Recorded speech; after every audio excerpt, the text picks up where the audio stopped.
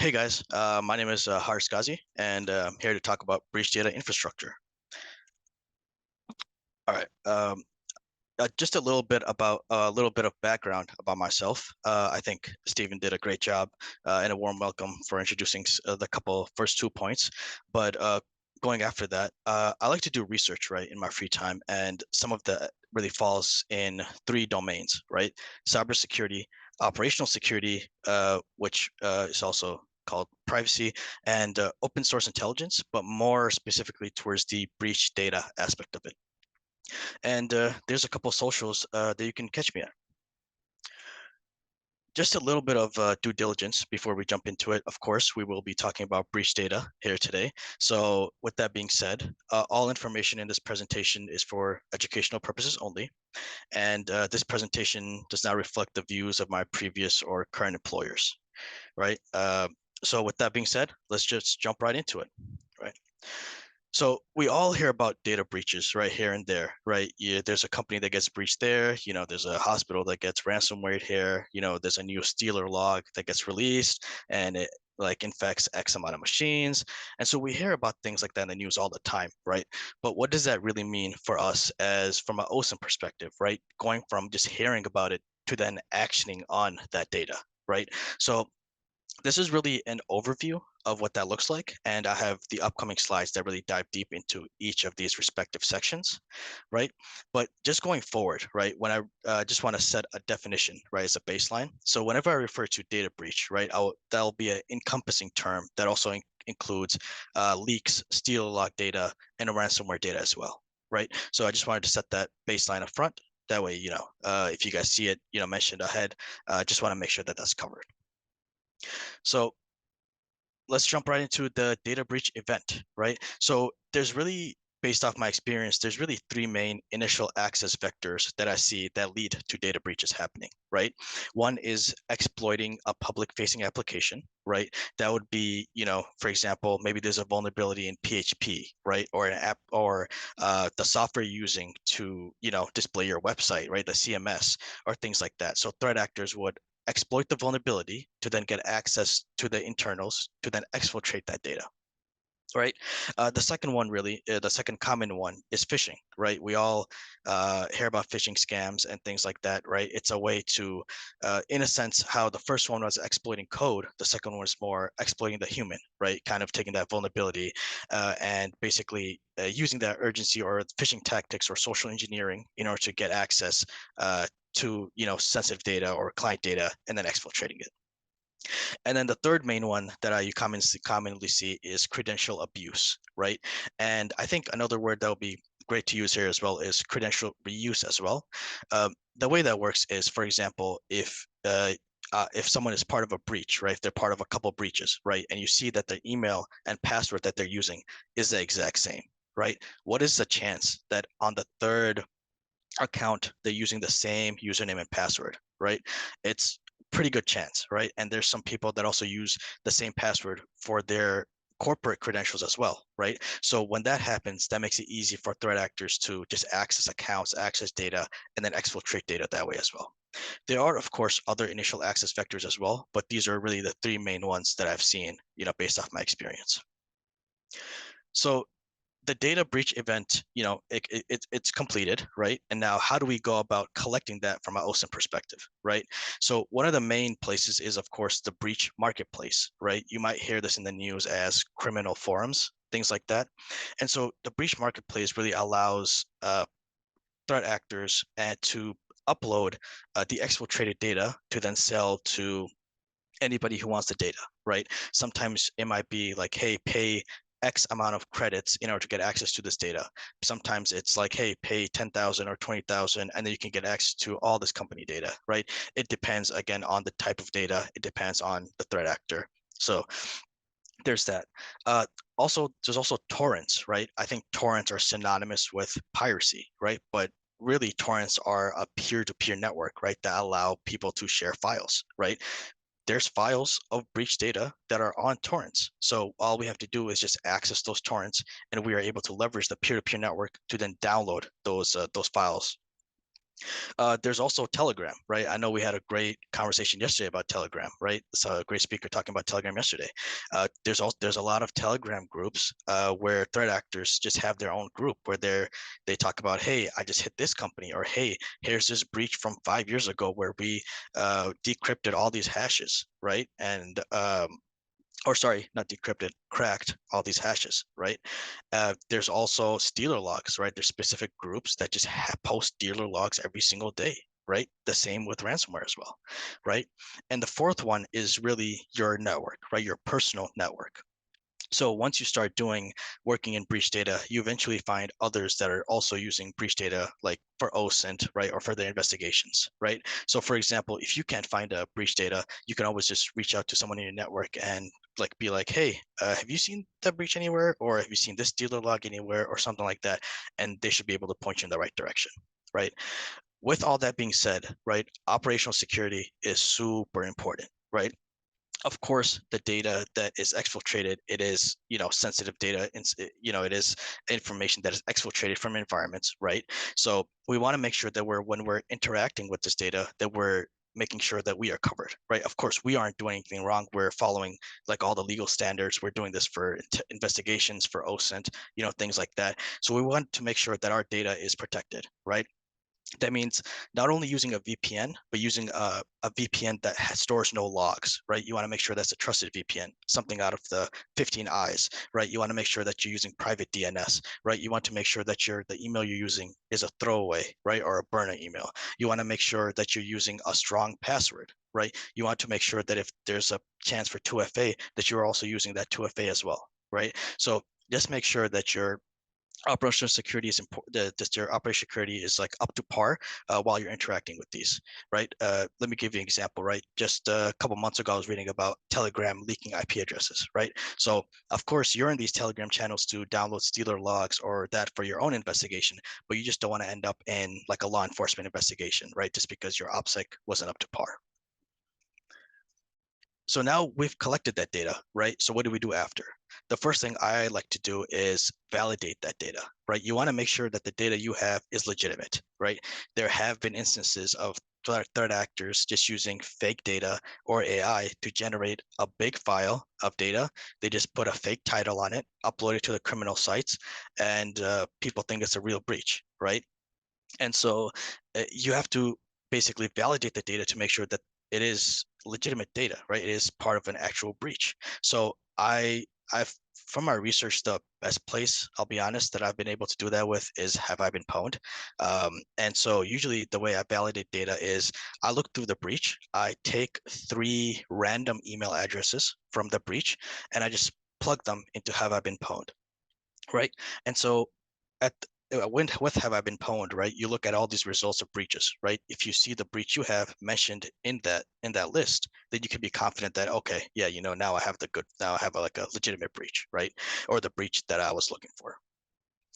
The step after I usually do is clone the data, right? Of course, it takes time to download like 40 gigabytes or a lot like these big breaches and things like that, right? The worst thing you could do to that is like run an accidental like a command or script that will cut like half of that data in half, right? And so now you have to download the file all over again, right?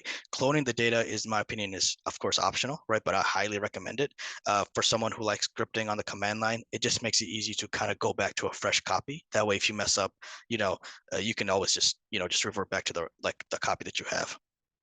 Review the format, right? Breaches, there's no standard format for breaches, right? It's not all CSVs, it's not all JSONs, it's not all SQLs, right? Or SQL files, right? And so the reason why I mentioned review the format is because, for example, if it's an SQL database that's been exfiltrated, right?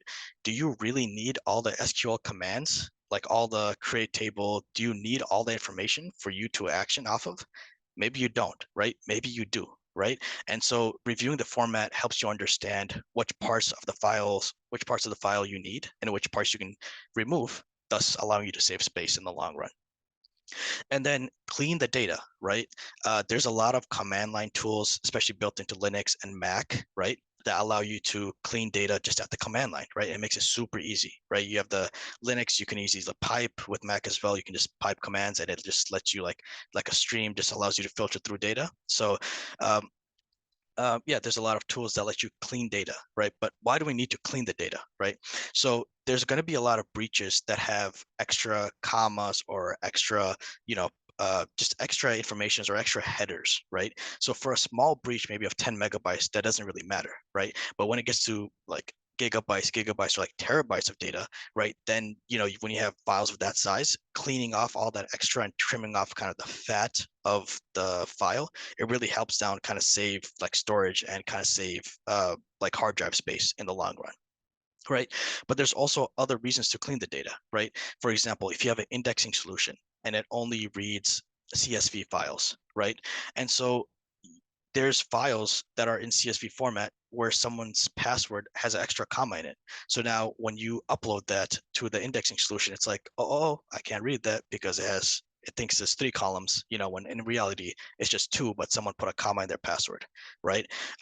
There's even like that joke, right? It's like, just make sure you put a comma in your password. That way, whenever it gets breached, people have a hard time parsing through it because, you're making it difficult for whoever's parsing through it to, parse through it.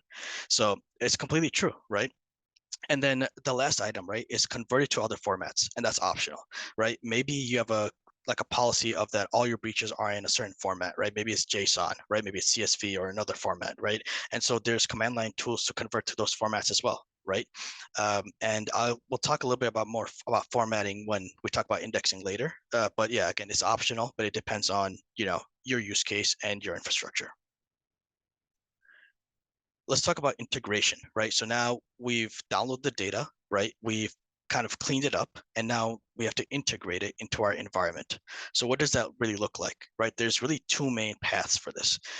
Do you have an indexing solution, right? If you don't, right, then you can organize your breaches, similar to how we have on the left, right, where you organize it kind of by folder or by type, right, and then you kind of just make subfolders that do it that way, right? And the reason why I mentioned this is that way whenever you go back and you're looking for a specific breach, right, it allows you to narrow down the scope of how much data you would have to search, thus allowing you to save time in the long run, right? So that's the way to do it if it's non-indexed, right? But if you have an indexing solution, right, it's really a two-step process, right? You create the index, right, and then you send the data to the endpoint, right, of the index, and that's it, right? Of course, the indexing aspect is reliant on your cleanup that you've done previously, right? So yeah, so we've done all this work, right? We downloaded the breach, we cleaned it up, we brought it into our environment. This is now really where that data gets, is allowed to enrich an investigation, right? So, for example, an OSINT analyst or whoever needs access to the data, right? They require access to the data, right? And so is the data indexed, right? If it's not, then you're probably going to rely on command line or third-party tools to search through your data, right? If it is, right, is there a graphical user interface, right? If it is, I would recommend going with that, right? If there's not, there's usually some kind of endpoint that you can curl or wget and interact with the index that way. As someone who loves playing around with the command line, I always enjoy actually reverting to a GUI. It just makes things easier, right? It just makes working around with like big files and just making things much simpler, and it makes opportunities to make mistakes just much more less. So we talked about like the pipeline of really, or like the life cycle of, breach data, right? Let's talk about some of the software and hardware considerations, right? So again, right, this slide is really meant to show you that there's a lot of possibilities of, how you can configure your own environment. My goal today is not to tell you, hey, there's only one way to do it and this is the right way. That's completely untrue, right? It depends on your end goals, right? It depends on the resources you have. It depends whether or not you want to continue with the life cycle and keep building and building and building your collection, right? It depends on, resources, monetary, time, right? Things like that, right? Maybe you just have a hard drive lying around where you want to set up a whole, breach data infrastructure, right? Those are on the cheaper side compared to SSDs of that size, right? Maybe you want to set up a NAS cluster, or sorry, not just you want to set up a NAS, right? Just for breach data, right? Um, there's also operating systems that you can, there's a choice of also having an operating system, right? I think if there was one recommendation I would make from here, it would just be the operating system, like Linux, compared to what I would consider bloated operating systems like Windows and Mac. Linux makes it really easy to, in a sense, because it's not bloated, it allows you to actually use the full capacity, or at least like more capacity of your hardware than Windows or Mac, based off of my experience, right? There's also virtualization, right? Maybe you just want to play around with breach data on a type 2 hypervisor, right? With like VirtualBox or something like that, just to kind of have it segmented in its own little cubicle, right? There's those options as well, right? And then there's indexing, right? Do you plan to use indexing, right? The benefits of indexing is you get results back in under a second, right? But that comes at a cost, of course, right? Of storage space. So yeah, before I jump into indexing, let me talk about a little bit about how I ended up learning about indexing, right? So I was participating in my second Trace Labs event, right? And I ended up finding someone's email address on their LinkedIn, right? So from there, I take their email address, put it onto Have I Been Pwned, and I see that one of the breaches that there was like under their name or their email address was collections one, right? And so I was like, cool, I have collections one, so that's great. So now I used ripgrep, which is a little it's basically works like grep, but it's a little more efficient. And so I used ripgrep to search through all the data looking for this person's email, right? And so while of course ripgrep, while it finds things, it outputs it right to the command line, so you can see it, which is great, of course. But from the start to the finish of ripgrep running, it took 48 minutes. And 48 minutes might not seem a lot, but in a 4-hour event, that's like 4 searches, right? It's like, imagine getting only 4 searches, like for like Google, right? It's like, that's a little slow, right? But at that time, I'm like, I want to find a faster way to get this information. Even if I can get the time split by half, right? That's great, right? Even if I could get like a search back completed 25 minutes, that's great, right? But I want it to be faster, right? So after the competition was over, I start diving deep into what indexing is, right? And how to leverage that for breach data, right? So let's jump right into indexing, right? But before we jump into indexing for breach data, let's talk about what people might be more familiar with, right? Search engines, right? We all use them every single day, right? There's really three main functions of a search engine, right? It crawls the internet, it indexes that data, and then it ranks that data, right? People are more familiar with the third, with the ranking aspect of it, right? Because that's what we interact with the most, right? There's that joke, right? It's like people, like, no one ever goes to the second page of Google, right? And it's because everyone uses it so much that the algorithm is able to rank what people visit the most, right? And so it allows people to be at a position where they don't even have to go to the second page in order to get the information they're looking for, right? So that's really the kind of the how do I say it, a little overview of how search engines work. So let's talk about what we need for breach data, right? Which is full text search engines. So a little bit, kind of what full text search engine does is, instead of looking for like a URL and saving like maybe the header, like the title of the web page, or the URL, or just maybe the first paragraph, what it does is you give it a document and you tell it, hey, I want you to basically index every single word in this document, and I want you to memorize exactly where it's located at. So that way, when I need access to it, you can give it to me really quick, right? And so there's a lot of benefits that come with these tools, right? One main thing that you'll see across all these full text search engines is the second to sub-second results. It doesn't matter how big your data is, right? It could be terabytes, it could be gigabytes, right? You are getting results back in less than a second, right? Or some, like at maximum, right? Like 5 to 10 seconds, right? At least from my experience that I've seen, right? Based on the indexing solution you're using, right? There are three different types. Like, there's also other benefits, right? Like typo tolerance, right? There's also highlighting, right? Like if you're looking through a breach and you type in someone's email, it'll just highlight that email for you, making it easy for you to understand what line it's at, and allowing you to just be more efficient while parsing through that data, right? And then some of them even have autocomplete. right? Maybe you're looking for like looking for like a specific domain, right? So instead of typing the whole thing out each time, it just automatically auto-completes based off your previous queries and things like that. So there's a couple benefits, right, to using an indexing. And I think the main one I want to drill down on is the seconds to sub-second results. So here are a couple examples of what full text search engines look like, right?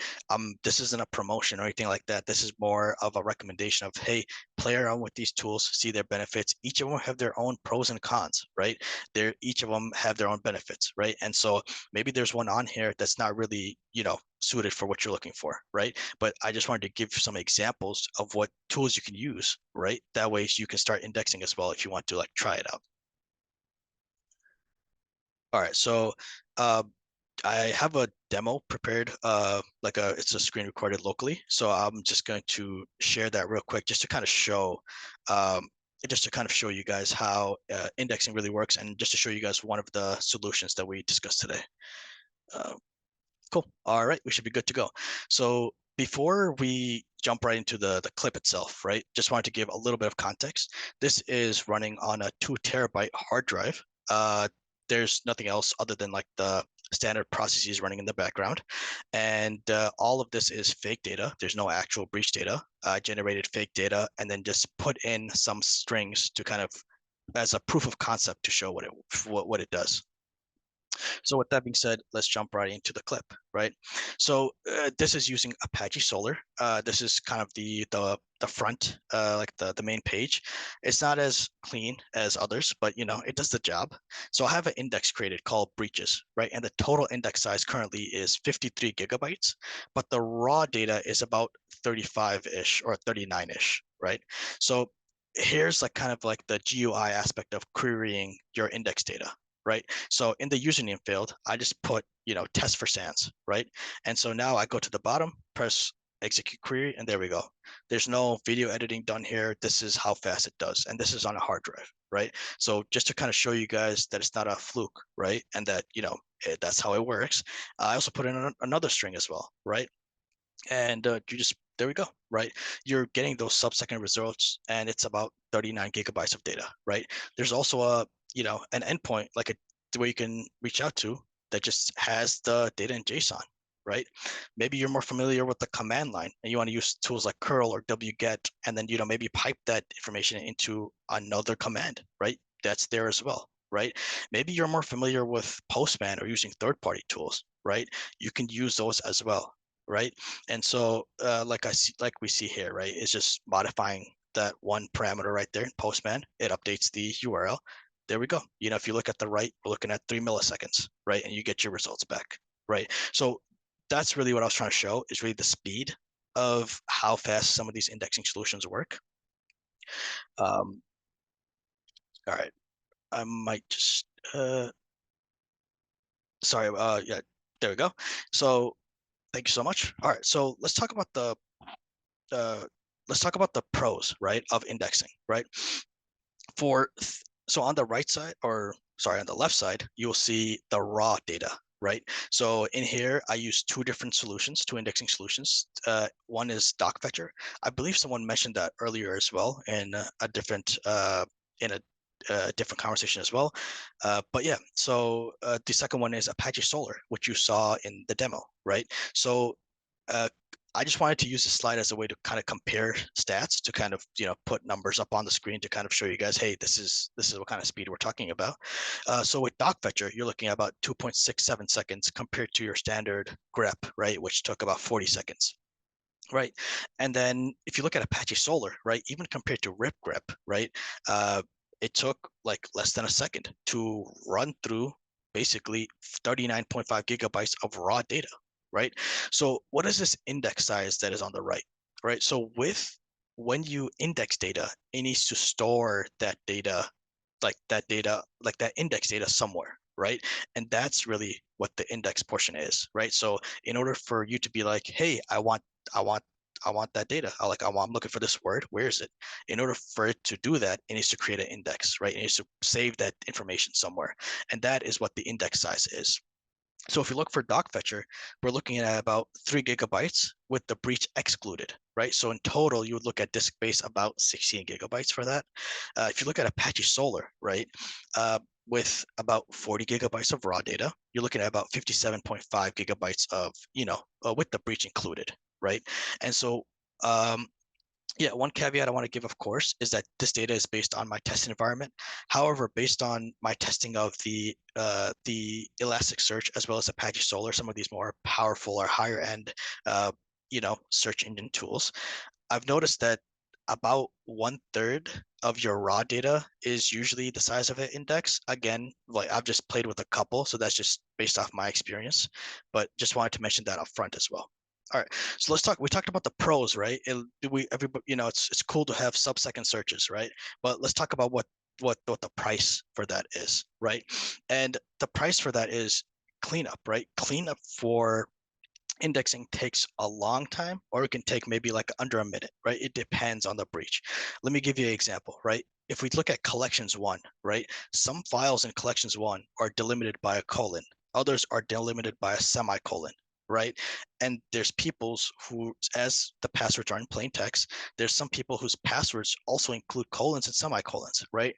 So now, in a sense, for 120 GB maybe of raw data, you have to go to each of those lines and basically either remove that colon or semicolon in that line, and then basically put another indicator that, hey, there's a semicolon or colon in this line. So that way, if you're looking for that person, you could be like, oh, well, because I need to put it in the indexing solution, I then remove that, right? So there's kind of that aspect of it as well. But on the other hand, there's also breaches that are just straightforward, right? Just exfiltrated CSV, right? You can just maybe remove the columns that you don't need, and you can just send it over to your indexing solution, right? Some of them are that fast, right? But again, not all of them are, right? And then formatting for your search engine, right? Maybe the breach is in CSV, or sorry, maybe the breach is in SQL, right? But your indexing solution only reads files in CSV. So now you have to, do all that cleanup, right? You have to be more familiar with the command line to then be able to remove all the queries and all the SQL information to then just get to the raw data, right? And then you have to format that into a CSV. So there's also, time and effort that goes into that. And then indexing, right? Indexing itself takes time, right? Again, for the example for Apache Solr, right? What I did on the hard drive, right?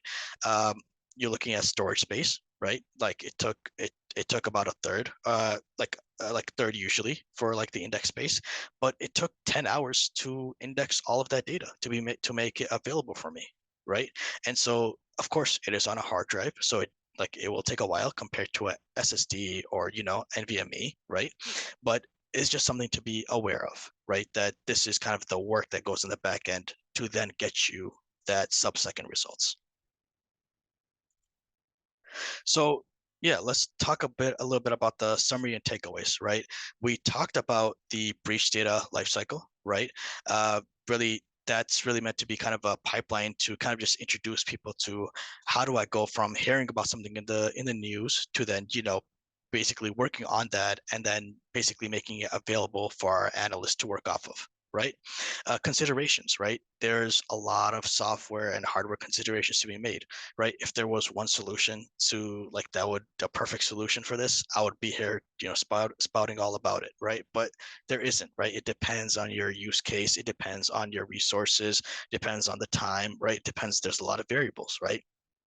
And then we also talked about indexing, right? Yes, you are getting the benefits of sub-second searches or like maximum 5-second searches, and you're like running through gigabytes of data, right? But then, we just talked about the cost, right? It does come at a big cost, right? Do you, are you willing to make that sacrifice, right? To get those searches in sub-seconds, right? Maybe you aren't, right? Maybe you are, right? So it depends on, what your end goals are.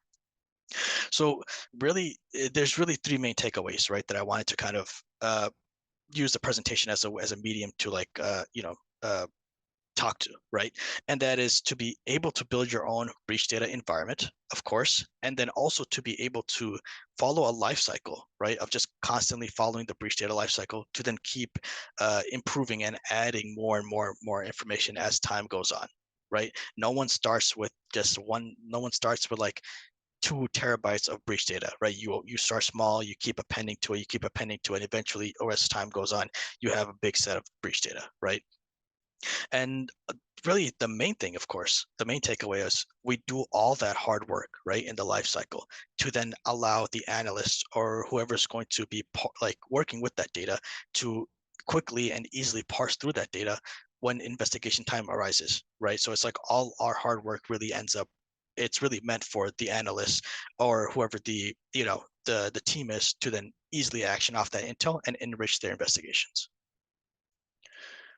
So just a little bit of just to conclude here, right? There's some further reading, right? If this is your first introduction to breach data, um, I'm glad to be your introduction to breach data. But if it is, right, I have also posted a blog on what leveraging breach data means and like why it is such a great resource, right? So if you want to check that out, I've written a couple blogs about that as well.